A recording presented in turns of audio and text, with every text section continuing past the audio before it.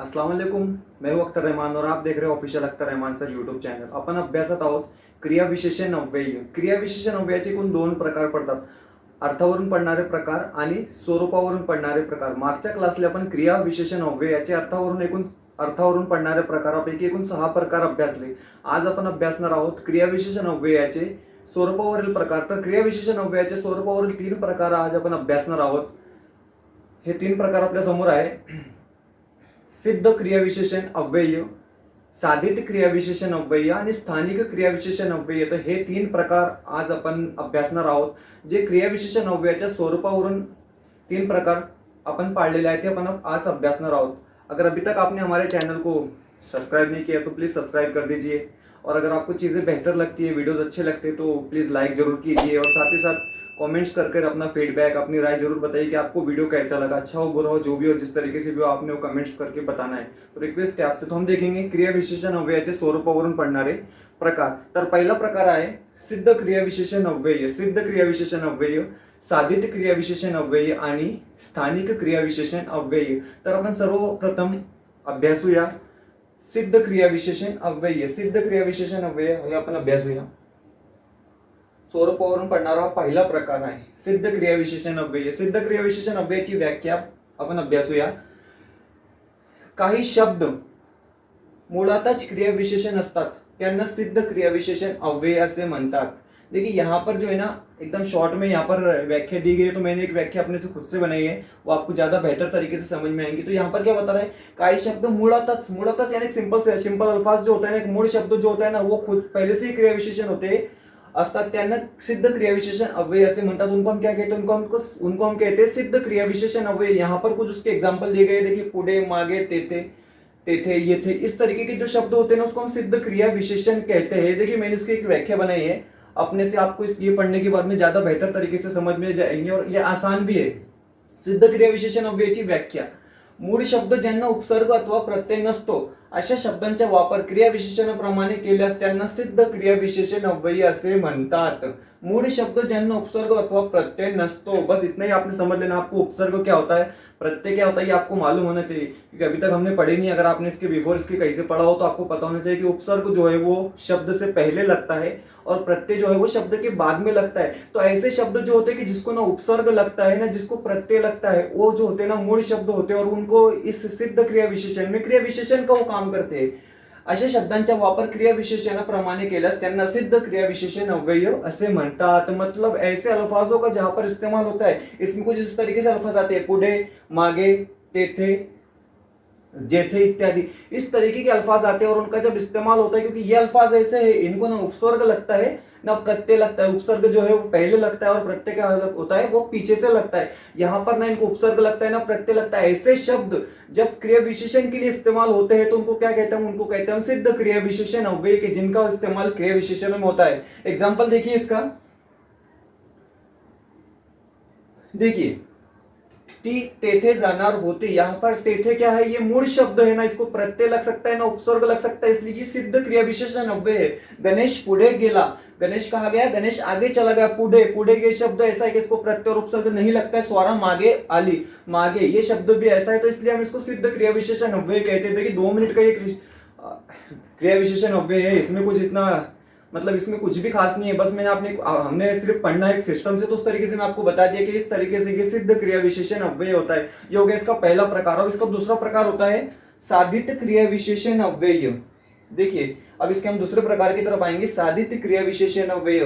हमारे स्कूल के तमाम बच्चे भी जो है ना वो बेहतर तरीके से चीजों को लिख रहे हैं, तो बच्चों से फिर से मैं रिक्वेस्ट कर रहा हूँ कि वो साथ ही साथ लिखते चलो. और जितने भी बच्चे ना जो नोट्स क्रिएट करते हैं, जो बच्चे मराठी व्याकरण जिनका विषय है और मराठी जिनको पढ़ना है, वो तमाम स्टूडेंट इसको लिख सकते हैं. और लिखकर जो है ना आपने इसको जो है ना अपनी कॉपी में हमेशा के लिए एक नोट्स बनाकर रख लेना है. साधित क्रियाविशेषण अव्यय क्या होता है, देखिए साधित का मीनिंग्स क्या होता है. साधित का मीनिंग्स होता है किसी चीज के सपोर्ट से बनाना या किसी चीज से मिलकर होना. जैसा ना साधित होता है, अगर नाम से मिल जाए तो हम उसको क्या कहेंगे, नाम साधित. अगर सर्वनाम से मिलकर कोई चीज बनती है, यानी यहाँ पर क्रियाविशेषण अव्यय बनता है, इसको हम साधित क्रियाविशेषण अव्यय इसलिए कहते हैं कि इतर जाति के शब्दों से मिलकर बनता है, इसलिए हम इसको साधित क्रियाविशेषण अव्यय कहता है. अगर नाम से मिलकर बनता है तो हम इसको क्या कहेंगे, नाम साधित क्रियाविशेषण अव्यय.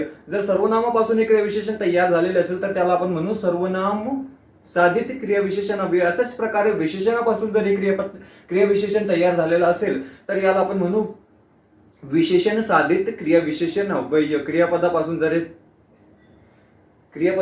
हे क्रियाविशेषण तयार झाले असेल तर याला अपन म्हणून क्रियापद साधित क्रियाविशेषण अव्यय. तो इस प्रकार से इसकी व्याख्या देख लीजिए. नाम, सर्वनाम, विशेषण, क्रियापद, शब्दयोगी, अव्यय यांच्यापासून तयार झालेल्या क्रियाविशेषणांना साधित क्रियाविशेषण अव्यय असे म्हणतात. इतर जात बोल रहे ना, इतर जात क्या होती है? ये होती है नाम, सर्वनाम, विशेषण, क्रियापद, शब्दयोगी, अव्यय. यानी इनसे जब चीजें बनती है, इनका इस्तेमाल होकर जब चीजें बनती है तो उसको हम क्या कहते हैं? साधित क्रिया विशेषण अव्यय कहते हैं. इसके कुछ प्रकार होते हैं. प्रकार मतलब बताया ना, नाम साधित, सर्वनाम साधित, विशेषण साधित और क्रियापद साधित, धातु साधित, समासिक साधित. तो जब भी किसी भी शब्द से साधित का मतलब ही ये होता है कि किसी चीज से मिलकर बनना, किसी चीज से जोड़कर बनना, उसको हम साधित कहते हैं. यानी किसी से अगर मिल गया, किसी के सपोर्ट से दो चीजें बन गई तो उसको हम साधित कहते हैं. तो यहां पर साधित क्रियापद के कुछ प्रकार हम देखेंगे. साधित क्रिया विशेषण अव्यय. देखिए ये साधित क्रिया विशेषण अव्यय के यहाँ पर देखिए क्रिया विशेषण अव्यय के कुछ प्रकार यहाँ पर आपके सामने. इस पढ़ लीजिए अच्छे से और बच्चे लिख लो इसको. साधित क्रिया विशेषण अव्यय. नाम साधित में क्या आएगा? रात्र दिवस. देखिए रात्र दिवस, क्योंकि रात्र दिवस ये क्या है? सकाळी नाम है तो ये नाम साधित. सर्वनाम साधित में त्यामुळे, त्यावरून, कित्येकदा ये सर्वनाम के अल्फाज है. विशेषण में क्या थे? मोठ्याने, एकदा, एकत्र. इस तरीके से धातु साधित, हसू, हसत, हसताना. धातु साधित वो शब्द होते हैं जो मूल शब्द होते हैं, उनको हम धातु साधित कहते हैं. प्रत्यय पीछे से लगने वाले साधित, शास्त्र दृष्टया, कालानुसार. अव्यय साधित, कोठून, इकडून. इस तरीके से जो है ना ये अव्यय से मिलकर बनते हैं. हम इसको इसलिए क्रिया विशेषण साधित क्रिया. इसमें एक चीज छूटती है, सामासिक क्रिया विशेषण अव्यय. वो चीज छूट जाती है, हम उसको बाद में देख लेंगे. 7वें नंबर में आपने डाल देना है सामासिक क्रिया विशेषण, समास साधित क्रिया विशेषण अव्यय. वो आपने 7वें नंबर पे लिख. तो देखिए नाम साधित के कुछ एग्जाम्पल आपके सामने, मैं एक दो एग्जाम्पल सबके देख लेंगे. नाम साधित के एग्जाम्पल आपके सामने है. देखिए नाम साधित क्या होते हैं? श्याम दिवसा काम करत नाही. देखिए श्याम दिवसा, यहाँ पर दिवसा क्या है? नाम है, तो इसको हम नाम साधित करेंगे. जब ऐसा जुमला आता है तो उसको हम नाम साधित करेंगे. तो सकाळी व्यायाम करत होता. सकाळ क्या है? नाम है, तो इसको हम क्या कहेंगे? नाम साधित. काल रात्री आम्ही शेतात गेलो होतो. रात्र क्या है? नाम है. रात्र क्या होता है? नाम होता है. तो ये हो गए नाम साधित. तो नाम साधित यानी जब किसी क्रिया विशेषण अव्यय को नाम से बनाया गया हो, जब किसी क्रिया विशेषण अव्यय में नाम का जिक्र आता है तो उसको हम क्या कहेंगे? उसको हम कहेंगे नाम साधित क्रिया विशेषण अव्यय. अशाच प्रकारे सर्वनामापासून जर एखादी क्रिया विशेषणे तयार झालेली असेल तर त्याला आपण काय म्हणू? सर्वनाम साधित क्रिया विशेषण अव्यय. हम दो तीन एग्जाम्पल सबके देख लेते हैं. आप इसको नोट करते चलो.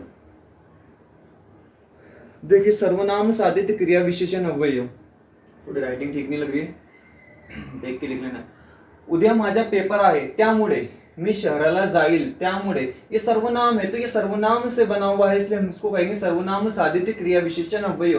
मी कित्येकदा सर्वनाम है. झाडावरून पडलो, मैं बहुत बार दरख्त पे से गिरा. कित्येकदा, तो ये भी सर्वनाम, इसलिए हम इसको कहेंगे सर्वनाम साधित क्रिया विशेषण अव्यय कहेंगे.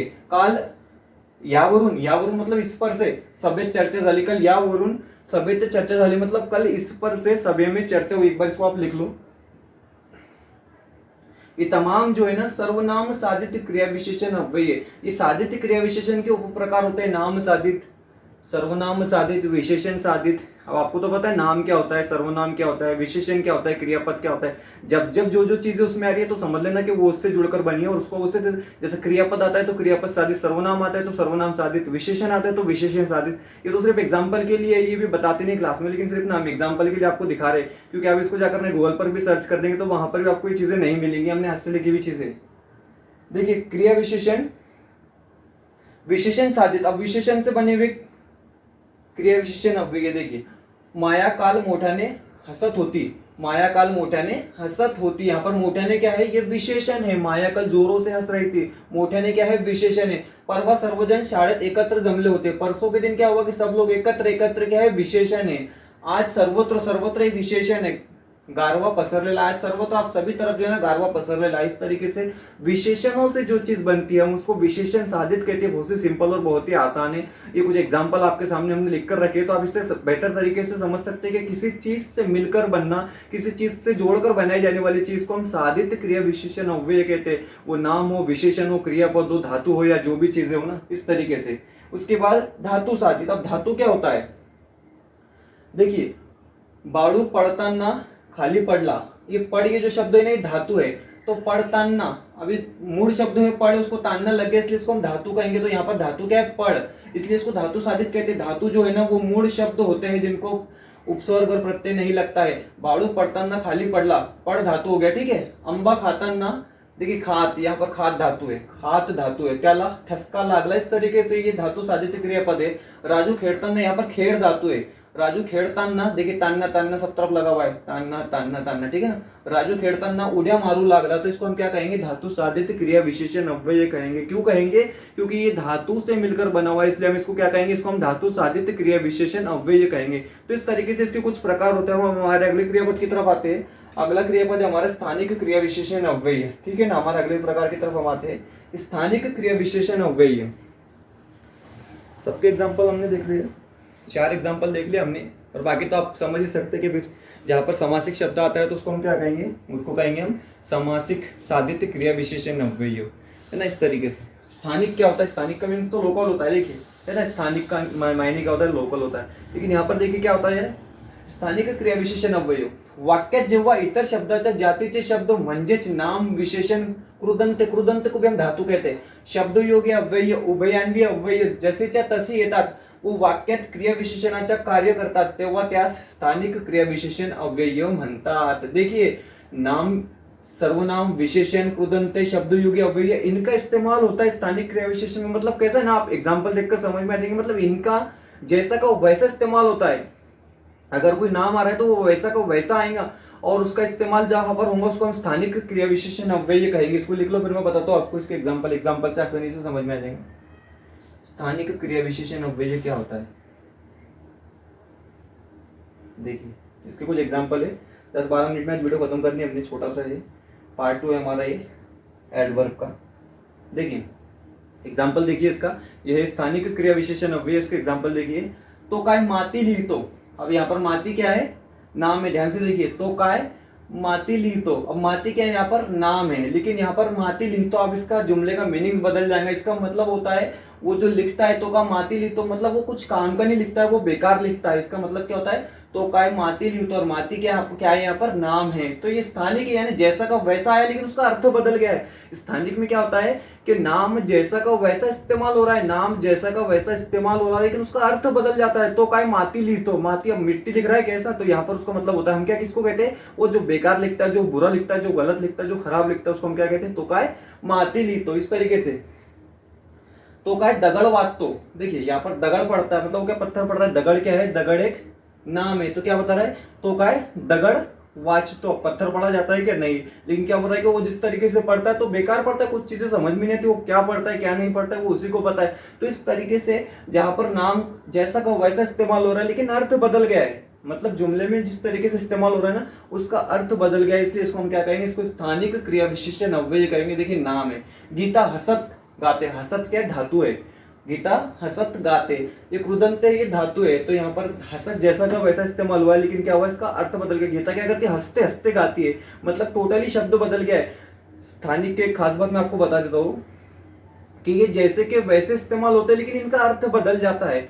स्थानिक क्रिया विशेषण अव्यय में क्या होता है कि जैसे के वैसे इस्तेमाल होते हैं, लेकिन इनका अर्थ बदल जाता है, तब इसको हम क्या कहते हैं, स्थानिक क्रिया विशेषण अव्यय करते। जैसा कि माती, दगड़, हसत, गीता हसत गाते। हसत गाते म्हणजेच काय, वो क्या कर रही है, हंसते हंसते गाती है, लेकिन हसत क्या है, ये धातु है, लेकिन यहाँ पर आकर उसका अर्थ बदल गया है। त्याने हाथ वर केला, वर क्या है, ये अव्यय है, ये शब्दयोगी अव्यय में आता है।